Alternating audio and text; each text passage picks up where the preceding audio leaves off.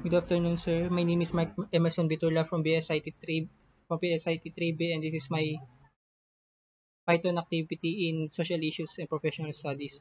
So, papakita ko muna yung sa Smile BB ko. Yan yung image ng Smile BB ko na in-upload dun sa Google Colab. Tapos, ito yung video.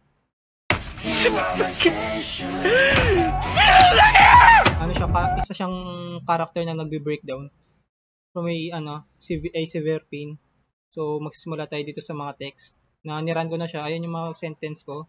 Then, ito. Yan siya. Ito yung pinakita niya. Yung first sentence ko, yung sentiment na joy. Yung pangalawa, fear. Yung pangatlo, joy.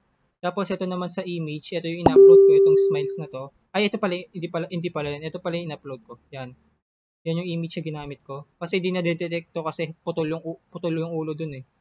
Kaya hindi siya na-detect. Tapos, nung niran ko siya, ayan, happy siya. Tapos, yung gender ng baby man, tapos white. Yung dominant race niya, white.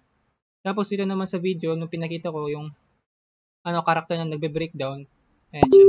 Person is interested siya. Tapos yung niya, yung sadness ay yung niya, yung estimated na mga emotion data niya.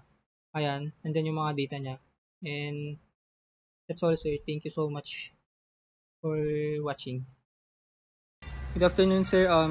Sasagutan ko lang question number 2 and number 3 sa activity 3 in finals, social studies and social issues and professional studies. Yung first question is, ito yung mga question, babasahin ko. How do these tools be able to help you in your workplace or school? And what ethical issues might happen if this tool was abused? Then yung answer ko po is, emotion recognition in the workplace or school can enhance communication and collaboration by providing insights into individuals' emotional states.